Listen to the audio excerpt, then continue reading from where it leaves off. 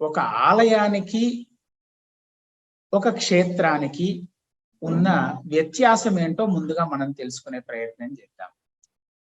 ఆలయం ఏదైనా ఒక భక్తుడో భక్తురాలో ఎవరైనా లేకపోతే ఒక గ్రూప్ ఆఫ్ పీపుల్ కొంతమంది ఒక దగ్గరికి వచ్చి వారు తాము అక్కడ పూజలు చేసుకోవడానికి అనువుగా ఏదన్నా ఒక ప్రాంతాన్ని ఎన్నుకొని అక్కడ ఒక ఆలయ నిర్మాణం చేసుకోవచ్చు. అక్కడ ఒక విగ్రహాన్ని ప్రతిష్టాపన చేసి దాంట్లో ప్రాణ ప్రతిష్టాపన చేసి నిత్య పూజాధికాలు చేసుకోవచ్చు. ఇది ఆలయం. ఇంతవరకు ఇది ఆలయం. అయితే క్షేత్రం అలాంటిది కాదు.